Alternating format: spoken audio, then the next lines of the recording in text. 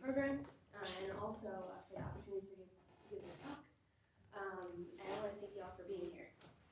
I'm going to talk about some ongoing work I'm doing constructing certain solutions of Hitchin's equations. This is a construction that generalizes Mazzeo-Swoboda-Weiswitz construction for SL2, where the Higgs field is simple in some sense. In the first part, I'm going to talk about, just to give some general background, Higgs bundles, Hitchin's equations, and some necessary facts for the rest of the talk. In the second part, I'll talk more about the problem. So I mentioned that this work kind of generalizes the Mazzeo-Swoboda-Weiswitz recent paper.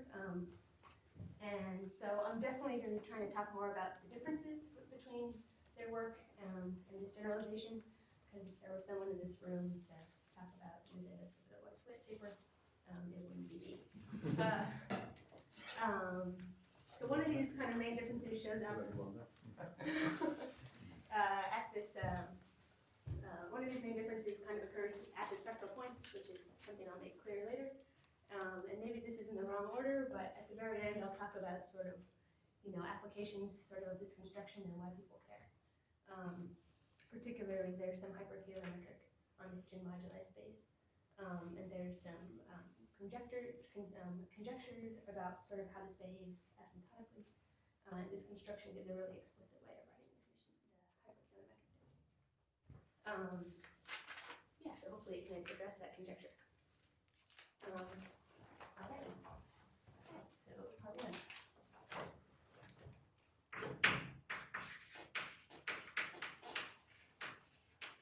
So for the purpose of this talk, we'll fix a compact Lie group, G, a special unitary group. Let's let C be a Riemann surface, a compact Riemann surface.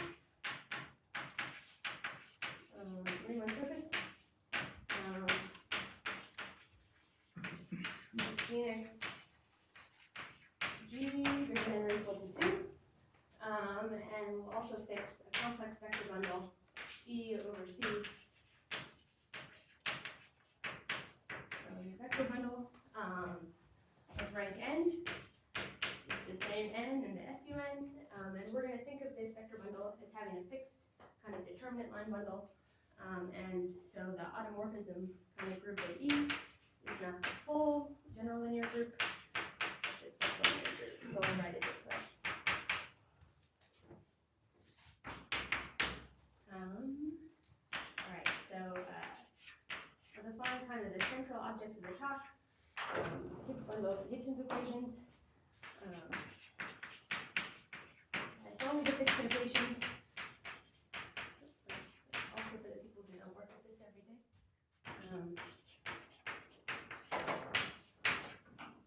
All right.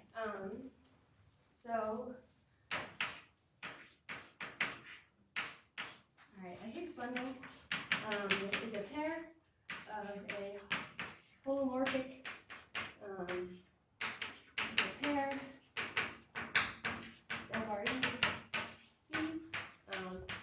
of a holomorphic structure. Del bar E on E, and a Higgs field, which is a Lie algebra valued one form.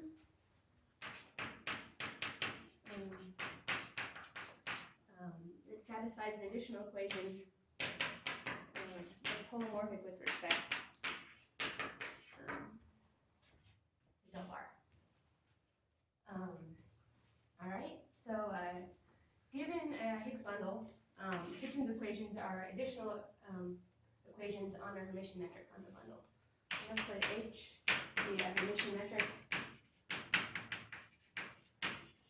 on E.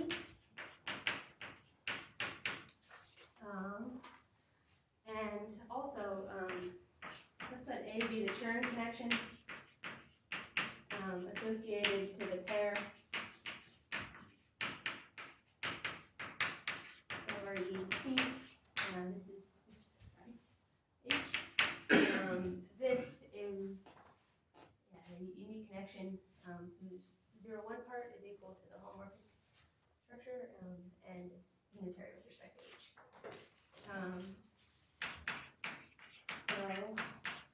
Now to define Hitchin's equations. A Higgs bundle.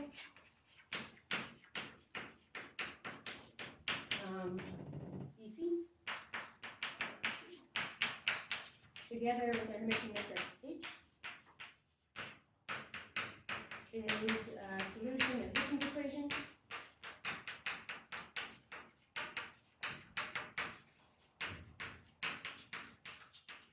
If the trace-free part of the curvature satisfies this equation. Notice that the emission metric appears in both pieces, in this unitary connection, and then also in this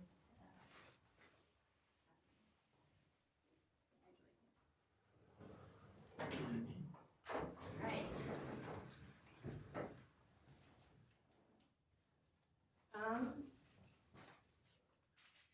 All right. So now a little bit about the Hitchin moduli space.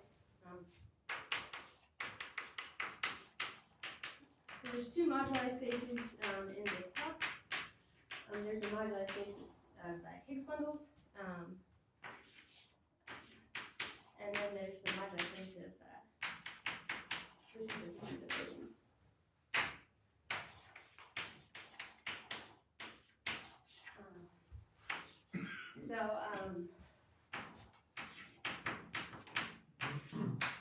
So on the stable Higgs bundle side, the complex gauge group acts, and on the solution of Hitchin's equation side,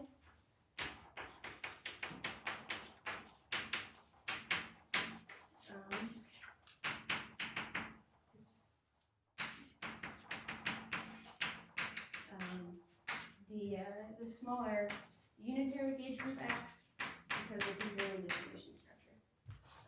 Somewhat remarkably, these two moduli spaces, there's a one-to-one correspondence between them. In this direction, things are easy because you can just forget something.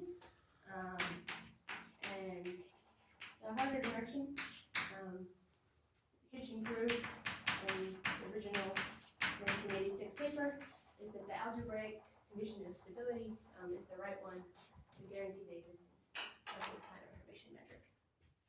So I just want to say, so the existence of solutions of Hitchin's equations has been known since 1986.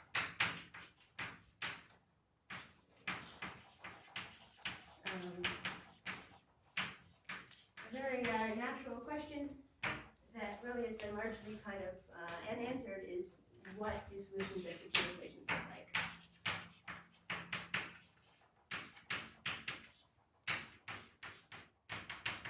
This is a question I'm looking to address in a way I'll make clear soon.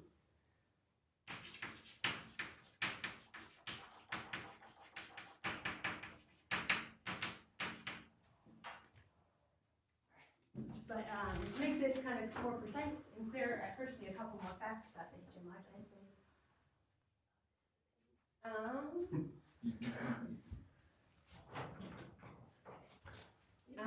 Pull the top one down and push the bottom one up, and you'll be able to write the bottom of the top one.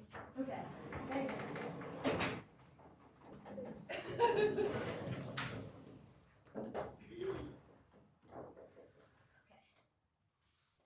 All right.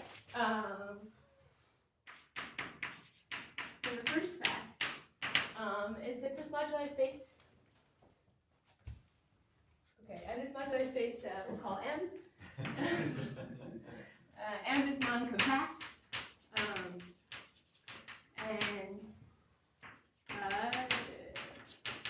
the real dimension is 4 times n squared minus 1 d minus 1.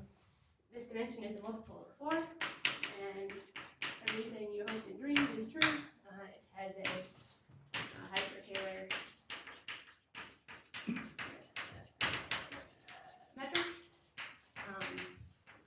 comes from some infinite dimensional kind of hyperspace quotient.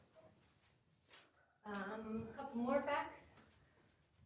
A really big one.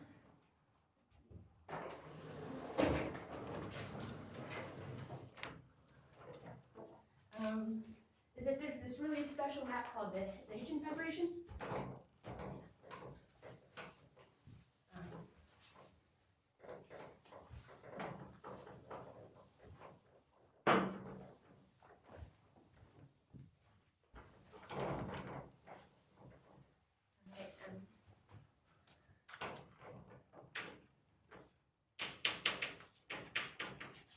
Map the Hitchin vibration.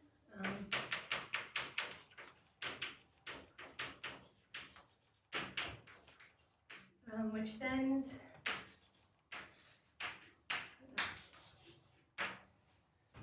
points in the moduli space, maps M to a half-dimensional vector space V, the Hitchin base, and what this does is it sends a Higgs field to its eigenvalues.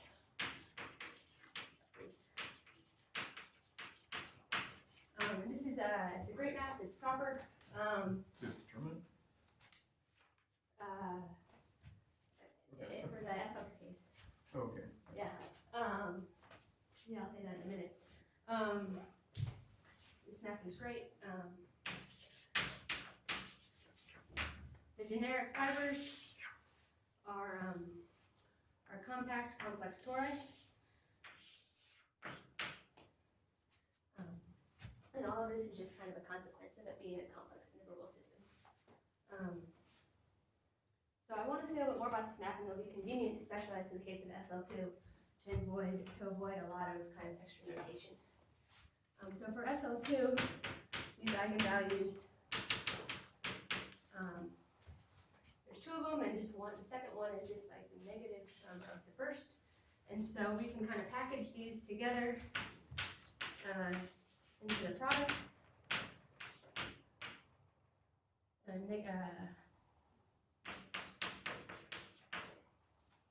And so this gives us an element sort of the holomorphic space of holomorphic quadratic differentials.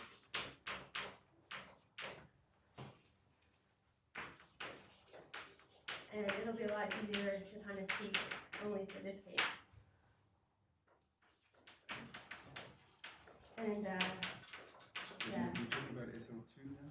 Yeah, so this is, sorry, for SL2.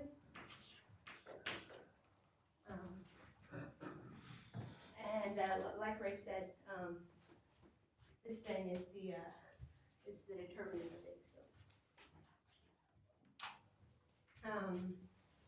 Right, and so generically, a holomorphic quadratic differential has simple zeros, and that's kind of where all these fiber are compact complex tori.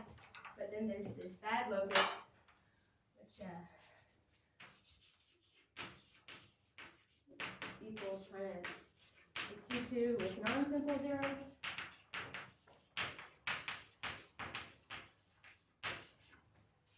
Which is in the base.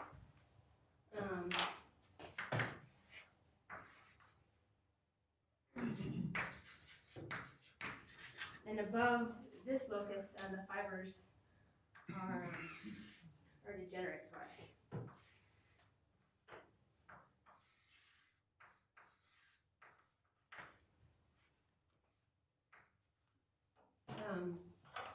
Right, and there's just a fourth fact I just wanted to mention, which is that there's a really natural kind of way, a geometric way of kind of interpreting points in the Hitchin base that whose utility I really can't overstate. And this is that points in the Hitchin base can be interpreted as spectral covers.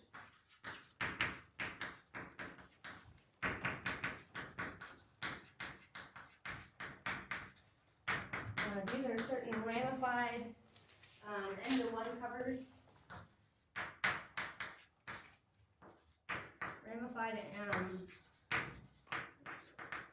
Ramified kind of at the places where the eigenvalues collide.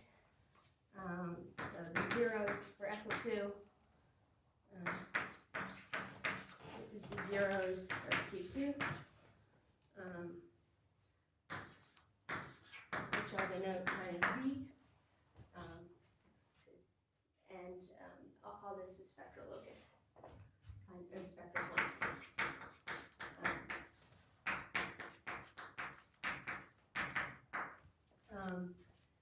And moreover, the geometry of this spectral cover kind of encodes the algebraic properties of the holomorphic quadratic differential. Away from this base, the holomorphic quadratic differential.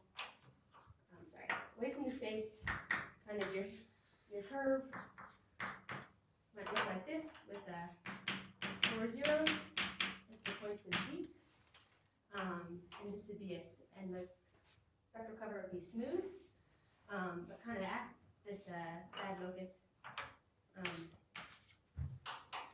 You would kind of have a double zero at some point.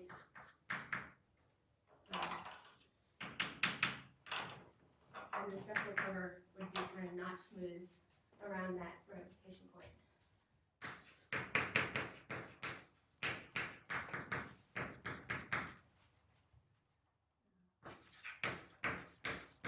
And this is just a statement for SL2.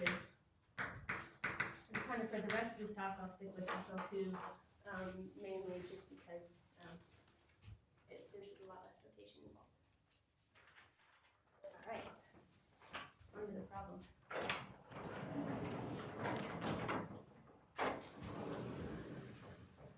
All right, so I'm going to draw this picture of the Hitchin vibration a lot.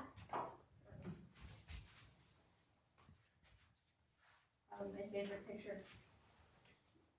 in my entire life.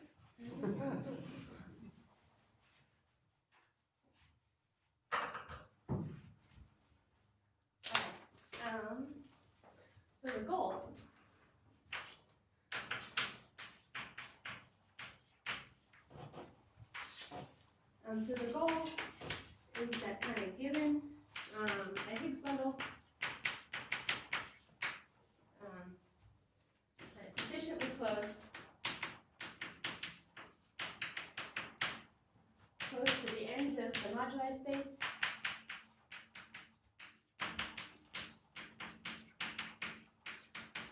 We want to construct H, a solution of H's equations.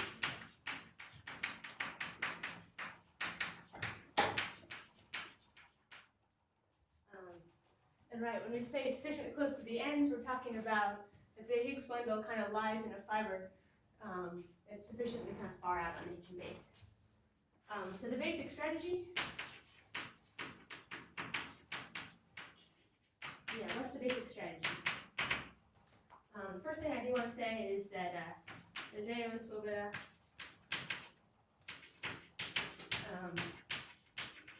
this is the same strategy that they follow. And they do it for SL2, and they do it for where Q2 has simple zeros. And so we're trying to extend this construction kind of over these bad fibers. So the basic strategy is basically, this is your kind of your curve.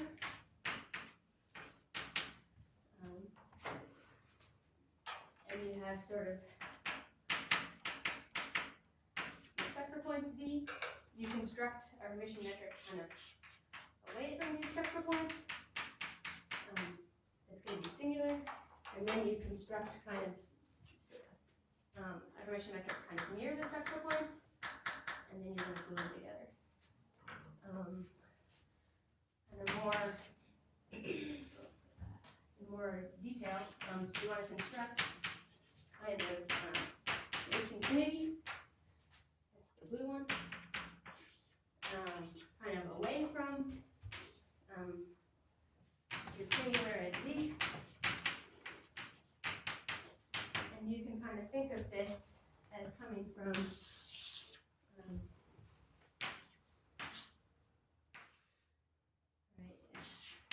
if you have some sort of E Higgs field here, you kind of look at the ray in the base, kind of going out to infinity. And there's this picture that kind of Hitchin's equations decouple. As you go out in the base, which means that rather than kind of than this being true, you solve this additional, that both of these pieces are actually independently zero as opposed to just being the sum being zero. So there's some sort of H infinity which kind of lives out at the base.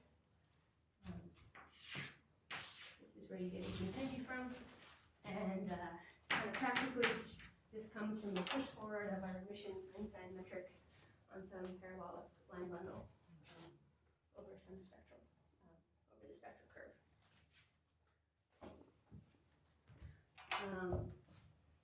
The second part of the piece is that you construct these smooth solutions at Z.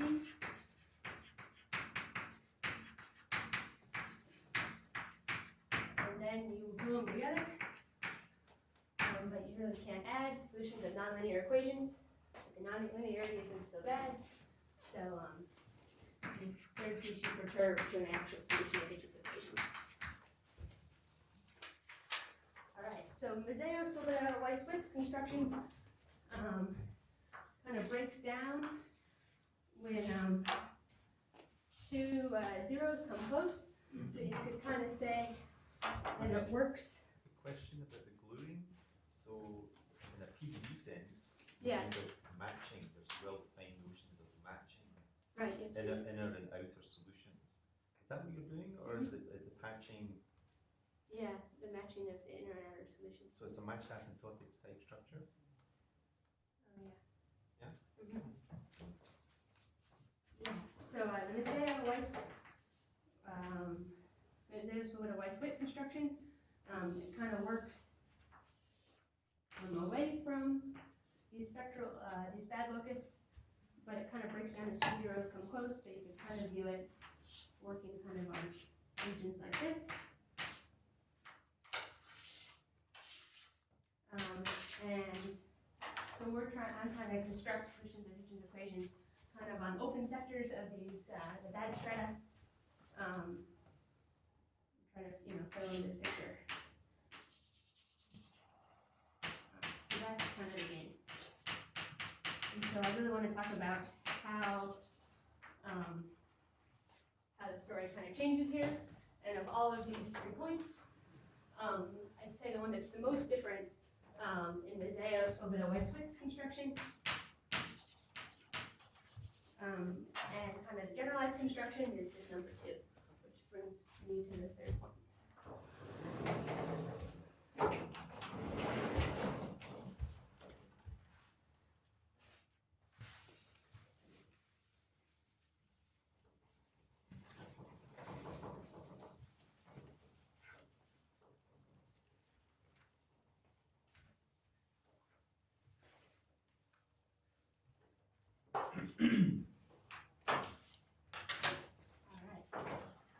So these are the constructions, the solutions kind of at the spectral points.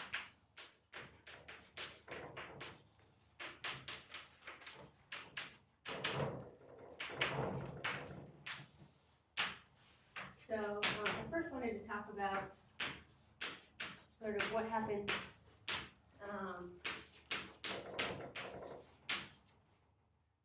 MSWW in simple zeros, just kind of to show the differences. So here, for them, there's a unique solution, they call it a fiducial solution. Is a unique kind of fiducial solution of Hitchin's equations.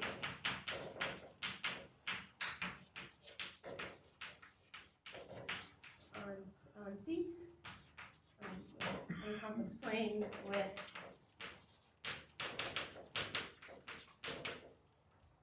so rather than working kind of on little disks, work on the complex plane and then you kind of take a disk out of there and you glue it in. And yeah, there's a simple zero, and it's pretty easy to write out. I'll write it out in a whole page, just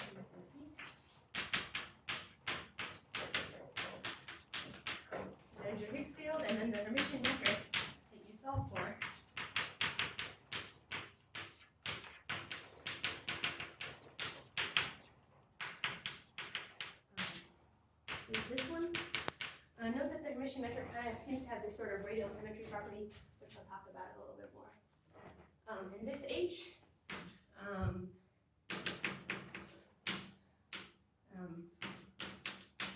is a real valued H, kind of that just only depends on the radius of Z. And this comes as a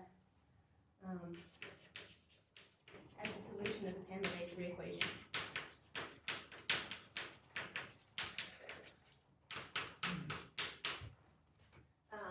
And something else is that kind of H, it decays like e to the negative z to the 3/2, kind of as you go to infinity. And this exponential decay is something that's really important for their gluing construction. All right, so how do things change? Is H, what is it at the origin? H is 0 at the origin? Actually, so to be smooth, H needs to have kind of a log sort of singularity. For this whole thing to be smooth, H has a log singularity like z to the negative. Well, to cancel them on z to To the half. cancel. Oh, so it's not genuinely singular. I mean, it looks genuinely singular.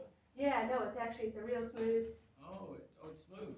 Yeah, All right. yeah, but the solution they're gluing it into is actually the H equals 0, 1, that's where the singularity is. Yeah, no, we want definitely genuine singular solutions.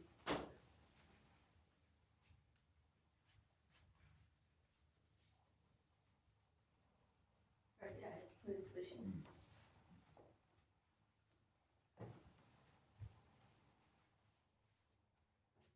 All right.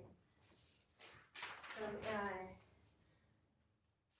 pretty general, but again, I'll kind of stick with SL2 for simplicity. I just kind of want to ask the question to start, is sort of what happens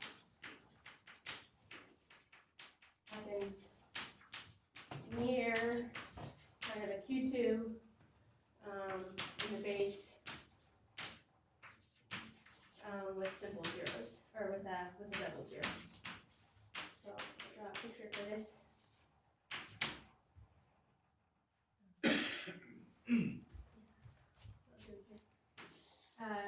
So you have the base, you have the bad strata, and suppose kind of this is your Q2, and we said that we have to kind of work sort of on open sectors containing the bad strata to really kind of capture everything. So kind of near here,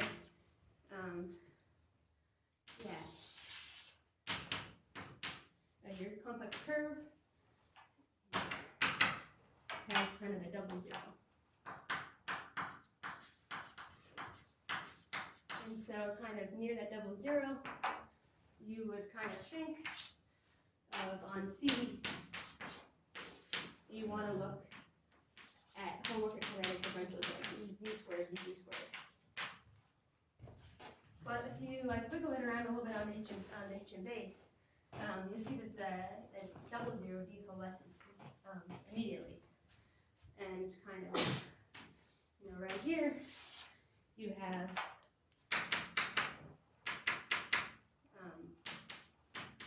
this picture with two zeros that are kind of very close. And so on this, what you'd be kind of gluing in, if you want to do the gluing in a continuous way, is you'd be gluing in kind of things that look like z squared minus maybe a squared, and z squared, where your two zeros are an a and negative a. Do you parameterize that as z squared minus a squared or z squared minus epsilon?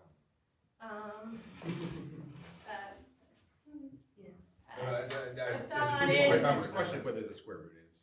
I was just wondering because you're putting in a twofold cover in some sense. Right, I guess I'd primarize it as the square root. Yeah. Yeah, to not have the twofold cover. So you don't have the twofold cover? No. Okay. Yeah, So a squared is the parameter, not a. right. Yeah, okay. So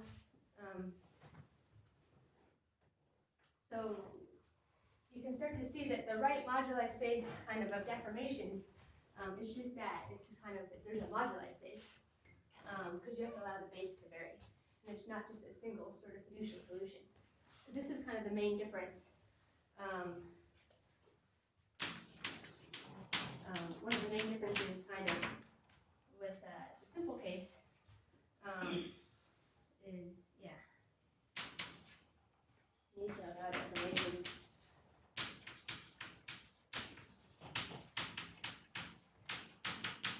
Like c squared minus a squared dz squared. And so while in the two pieces that Mazzeo is gluing in that single piece, and even the pieces we're gluing in change as you kind of wiggle around in the base. And so just kind of to give you an idea of this, the right space of deformations of the dimensions of kind of these moduli spaces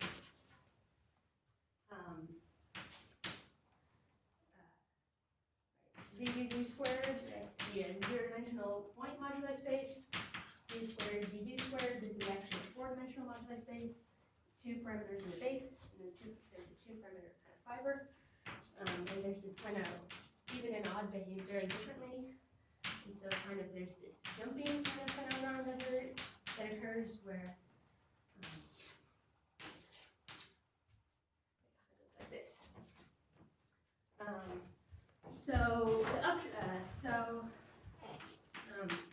With these big kind of moduli spaces, it doesn't seem like you could ever have explicit solutions. So we give up explicit solutions, and we have to figure out how to work with less.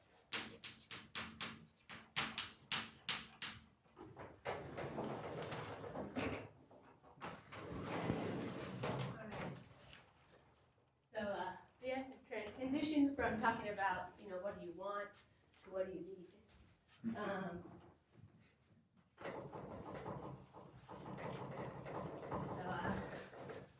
Let me tell you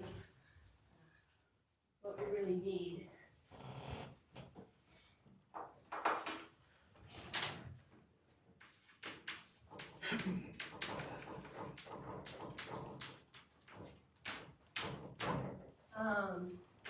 At the very minimum, you definitely need kind of existence of smooth solutions. We're trying to desingularize these the singular solutions kind of away from the spectral points. And so we need existence of smooth solutions. Because we're doing this gluing kind of in a gauge,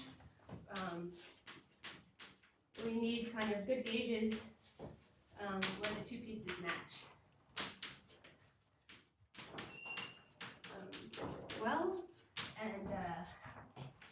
Lastly, we definitely need kind of the J estimates. And these will need to be kind of the exponential decay sort, appearing in that fiducial solution. So this has an answer, and it turns out there's a theory of both regard for irregular or Higgs fields with irregular singularities is very well suited to this.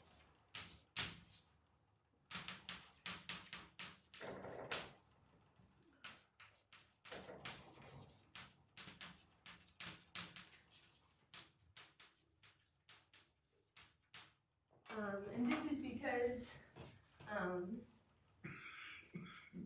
sort of if you look at kind of Higgs fields on C, where the homomorphic quadratic differential kind of grows like polynomially, like z to the k over 2 dz. Then kind of when you compactify C to CP1, you get an irregular singularity here, and this is that you have a pole of the Higgs field of order k over 2 plus 2. And so we're going to turn kind of all these questions into kind of questions about irregulars, moduli spaces of irregular singularities. So just let me state their theorem. All right.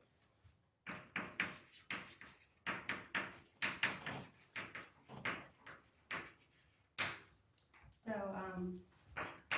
we're going to fix the irregular singularity.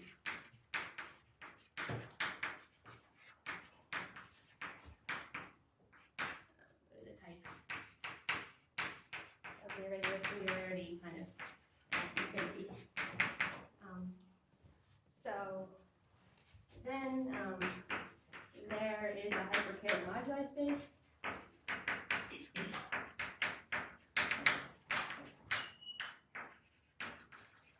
Solutions of Hitchin's equations with this fixed irregular singularity type.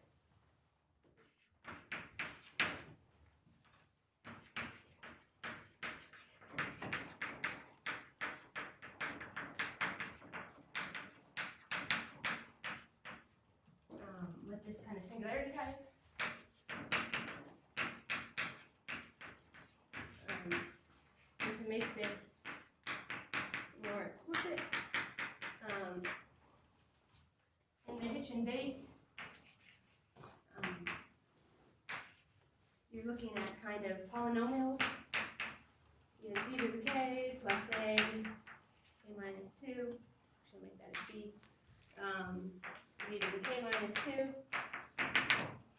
dot, dot, dot, to c0, gz squared. And fixing the irregular singularity type kind of separates these polynomials in the base into kind of two types of coefficients.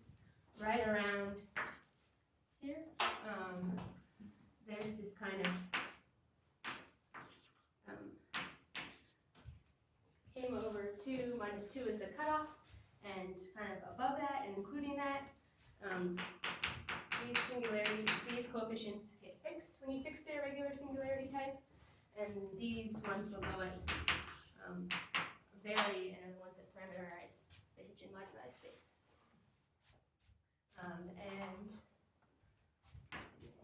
And the Higgs fields look like really kind of nebulous here.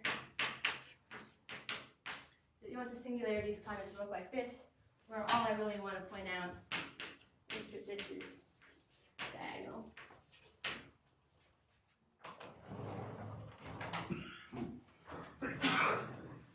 Alright, so this is fantastic because they have these moduli spaces, so you have the existence, and I didn't say this before, but they actually also have good gauges and some decay estimates. But for this application, the theorem of Boltzmann-Carr doesn't work quite out of the box. There's some assembly required.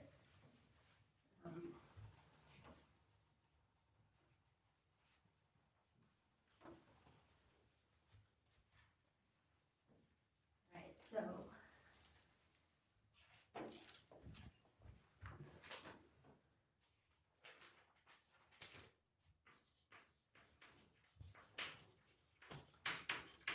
I'm going to tell you a little about sort of what are the problems, because these are the things that I am working on.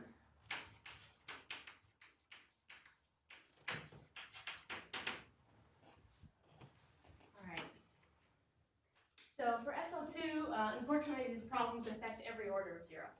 And this is kind of the case for all the SLNs. These are pretty, there's some adaptation that is needed. So for SL2, when k is odd,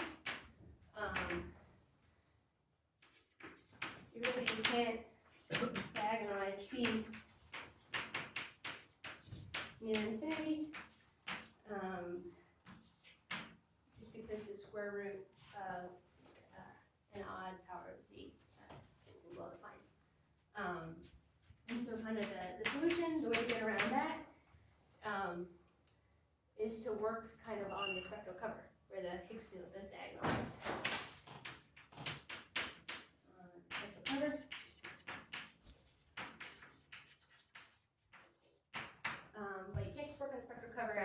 have to remember kind of that it came as a spectral cover, is that there's this Z2 action which exchanges the sheets. And so I've been working on pretty close to kind of proving an equivariant version of Boltzmann-Card theorem, so we can work on the spectral cover instead. The second problem, which is maybe more significant, is that the moduli spaces of Boltzmann-Card kind of aren't the right ones.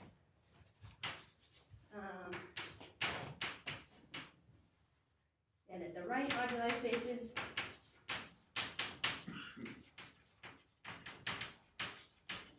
are bigger.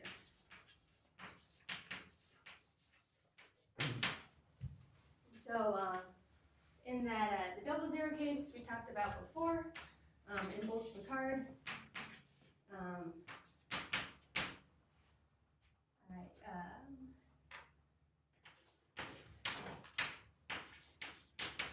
this is fixed, but in the right moduli space,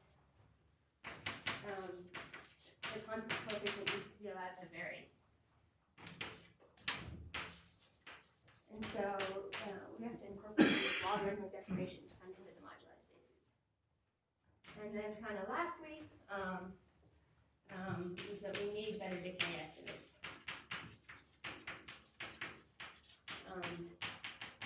Boltzmann-Card, we have some faster than polynomial decay, but only like at infinity, and we need exponential decay on the big neighborhood of infinity.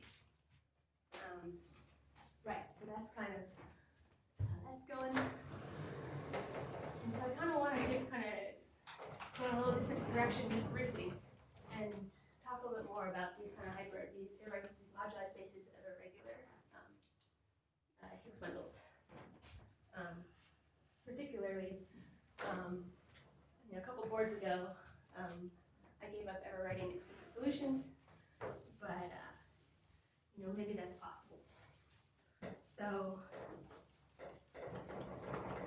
in some cases.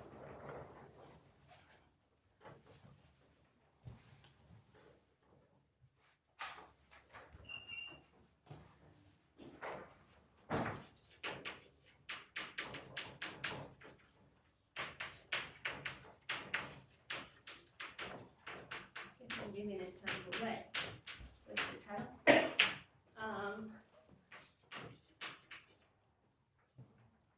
So the observation that we made before is that the fiducial solution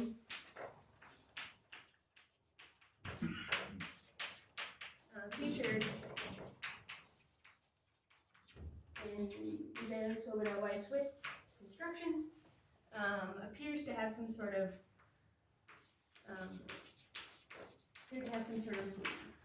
radial symmetry.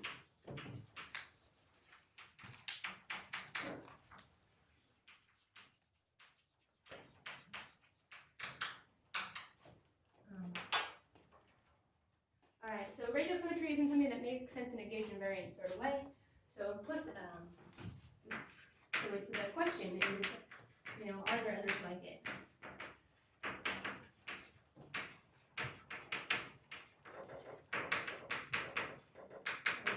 Like it or higher zeros.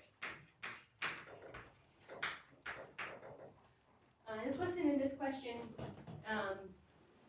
is like, what do we mean by radial symmetry? And so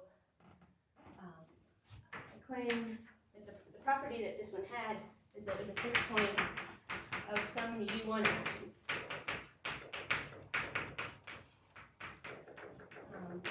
But this is a new, but this is not the U1 action kind of that appeared in Hitchin's original paper.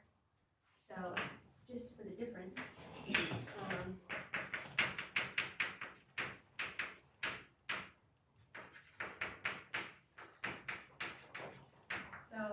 on the moduli space of solutions of Hitchin's equations on a compact Riemann surface, Hitchin defined a U1 action that just kind of rotated the Higgs field. And in some sense, this U1 action was under the stars of this paper because you got so much topological information from it. And And this topological information was because this U1 action generated a Morse function. And the fixed points of the U1 action corresponded to a critical submanifold to the Morse function.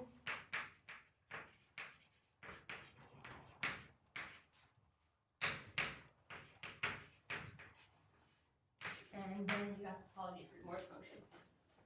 So we're trying to play the same game kind of in Hitchin.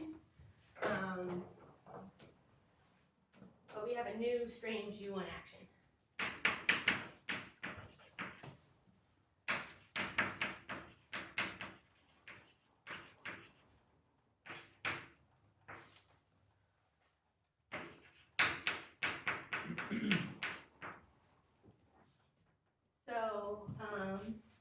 So Hitchin, the U1 kind of, there's no rotation, U1 action on the base. But we have this U1 action which actually is the U1 action on the base. These moduli spaces we're considering is that we have the irregular singularity at infinity. We've kind of fixed the center of mass, so all the zeros kind of, the center of mass is 0, and there's a very natural U1 action there, good old rotation. And so, yeah, so we're going to allow the base to rotate. So this is for SL and C. And just actually think n equals 2. This is the kth order of the whole quadratic differential. It looks pretty similar, except for this rotation of the base. And there's these have to be weighted kind of appropriately. And so, asking the question, are there other fixed points? Yes. Are there U1 fixed points?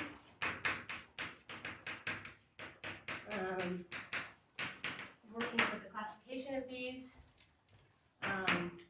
For n equals 2, there are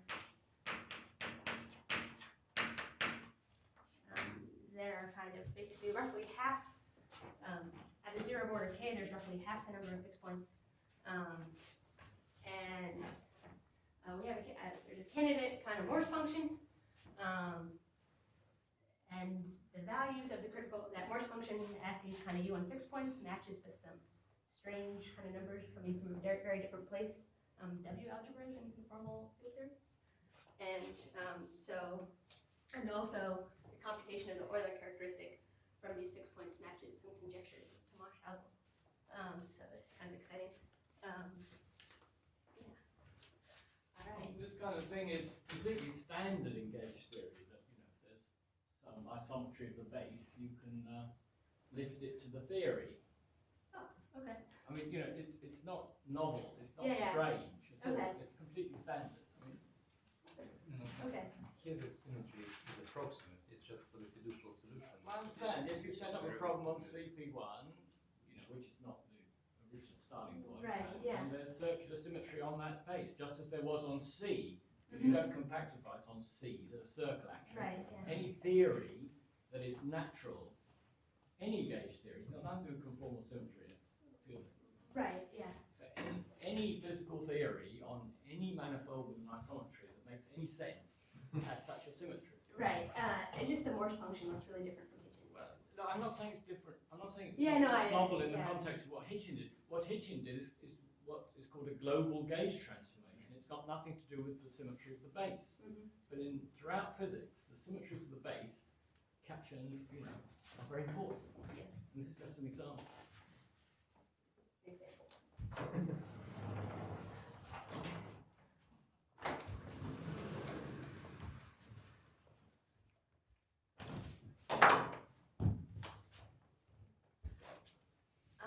All right, so last week, What matches with W algebras? what? What's the connection with W? Physics. I Yeah.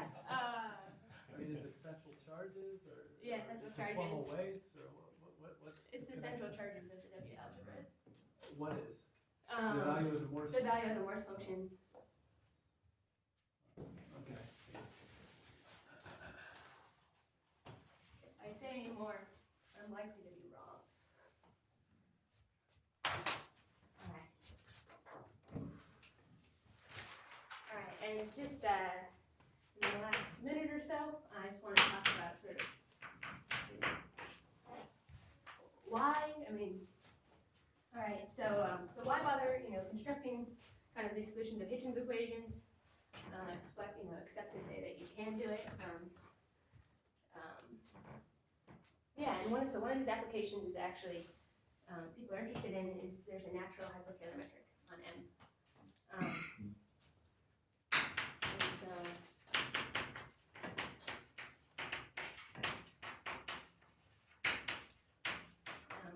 I'd really like to understand this.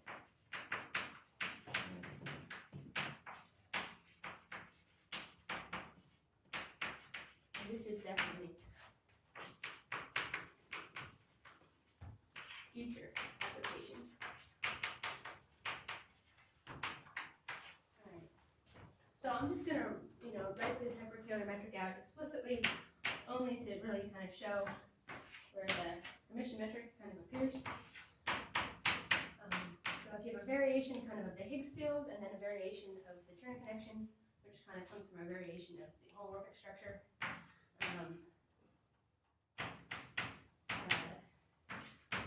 the length of this should be this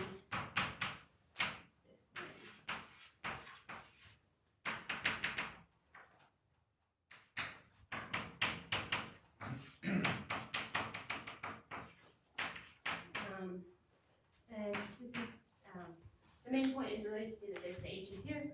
There's this funny kind of parameter t, which is just talking about how far you're out are in the Hitchin moduli state, which is convenient to have here. Right, so this is one hyperkähler metric. This is the natural one.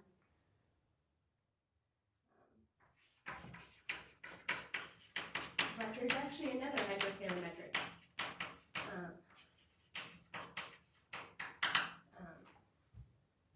So there's another hyperkähler metric.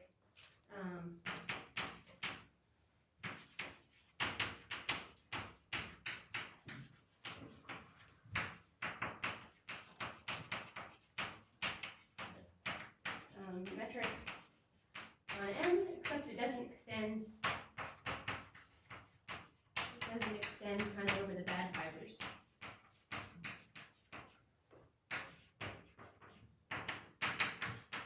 And this metric is called the semi-flat metric.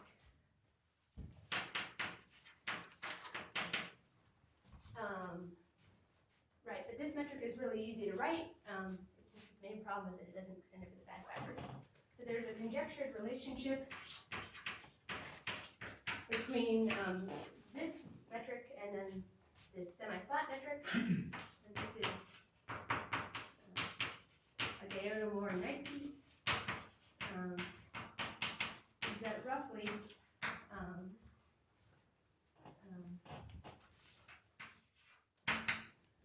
so this actual permission metric, actual hyperkähler metric is equal to this semi-flat metric plus what they call quantum corrections, and I'll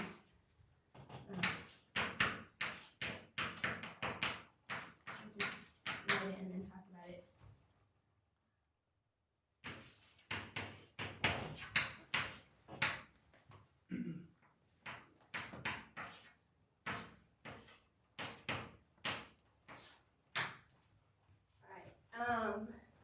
So I already said that this is a metric which doesn't extend over the bad fibers.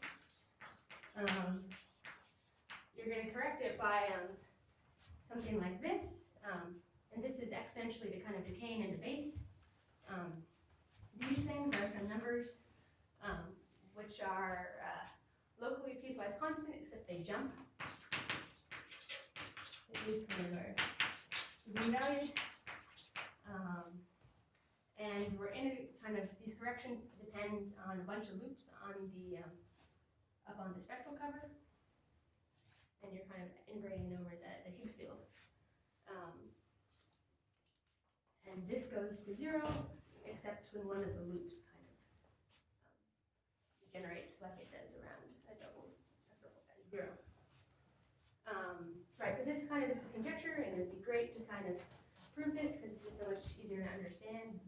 This whole right side in general is something understandable with the quantum corrections. So that would be really nice. So basically, and there's other applications too, but we went from something really kind of ambiguous, like just the existence of solutions of hyperpolar, existence of solutions to Hitchin's equations, kind of this reconstruction, to now you can put different structures on the moduli space at infinity, and you can kind of answer some of the questions about what those kind of structures are like. And so that's it. Are there any questions?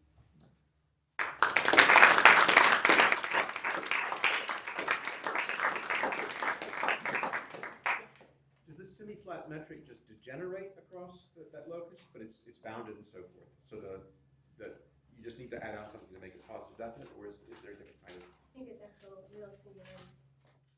It actually blows It's up. incomplete. It doesn't work, but it's incomplete. So the region around each singularity where it changes sign. But in sort of the natural charts, is it bounded? Yeah. The limiting object as you go out to infinity is a flat connection. As you go out to infinity, Yeah. yeah, it's a flat connection, but sort of there's some the curvature kind of concentrates at the spectral points, and so there's kind of a developing monodromy, and so. So there's no explicit expression of what it is. You can write it out as the push forward of Hermitian metric on the parabolic line model, and the parabolic structures kind of encode the concentration of curvature. So what's known about the curvature of these of the model metric when you're just looking at solutions on C with you have these generalized fiducial metrics and you have some moduli space of them. You know what? So out at infinity. Yeah. So I recently Ray showed me there's a new preprint by Mochizuki, and so he pretty much knocks that one out of the park. Yeah, and so away from the double zeros, there's like some, you can really easily prescribe what the parabolic kind of weight should be, and then things get a lot more complicated at the double zeros. You're allowed to have varying parabolic weights. I wasn't so sorry. asking about the structure of the solution so much as what's the metric on the moduli space look like? Is there's sort of I mean, you're trying to get some feeling for what the geometric structure might be. Yeah, it's kind of like this, because these are exponentially kind of, these corrections become much more important as you go closer to the bad locus. And so the semi-flat metric is really, I could comment, which is that there's this relation between G and G semi-flat is summarized by a kind of integral equation. And there's also a set of integral equations that should in principle produce solutions of Hitchin's equations on actually common. okay. Which I'm wondering if it might be useful to address some of the problems. Yeah, can I ask you about that later? Yeah. Cool, thanks. You alluded briefly to the construction of explicit solutions and using, but I mean, and then you talked about these fixed points, which would be the simplest situation of the zeros Right. coalescing. Yeah, right. So do you have for the double zero explicit solutions when on this fixed point? So does it involve this pan? What? Yeah, it does. It's just the pan of A3, but you just change the boundary conditions. It's the same So there's equation. like the pan of A3, there's kind of like an R family of them, and the fiducial solution for the single zero is just one of those, and then kind of you can change the boundary conditions and get the rest of them. Is this the strength of this logarithmic term of the origin? And what about at infinity? What happens? It continues to decay at infinity, but the rate of exponential decay kind of changes. There it was, the power of z was 3/2, and that was because it was 1/2 plus 1 in the antiderivative. And it kind of just goes up from there. Yeah, k plus 2 over 2 is sort of the exponential rate. Oh, right. Maybe it's just the sine-Schroding equation. Yeah.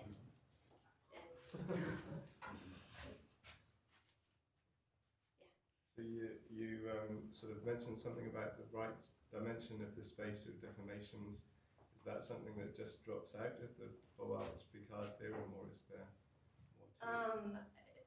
Yeah, the right thing is some sort of, why you would ever want to include these logarithmic declarations kind of comes from the physics. But both Picard, they definitely fix kind of the parabolic structure at infinity, and somehow in these, for the even case, you actually need to allow the parabolic structure at infinity to change. Right. Yeah. Is Bulge-Picard a joint paper? Yes. Why does Bulge get his name first? Let's see how alphabetical order. Oops. Just be more difficult, or? Very good. I mean, getting back to this point I made earlier about this general idea that if there's symmetry on a base, it ought to list any theory. You've got to lift it carefully. So here you wrote down a particular formula, phi goes to the ik theta phi. But actually, at one point you wrote down this off-diagonal matrix, which had a zero, I mean, from this word, the W. Sorry. 0, 1, Z, 0, 0, 1, Z, 0. And that does not. Oh, sorry. The U1 Change in that point way. is one where the U1 action can, if the U1 action can be undone by a gauge transformation. Well, yeah, exactly. That's so that's the off-diagonal, there are gauge transformations that will undo that. I mean, what we learned from just studying gauge series generally is that such things should be looked at carefully. There's useful information in the gauge transformation that you need to undo the incorrectness of some formula. Yeah. Right? I mean, you know, these things have topologically interesting aspects as you go around the circle. You know, that gauge transformation itself is dependent on where you are, right? I mean, you know, is it well defined on C and so on? I mean, these are non-trivial things which capture some of the topological structure of the field you're interested in. You know, that kind of stuff. It's part of a much bigger story, that.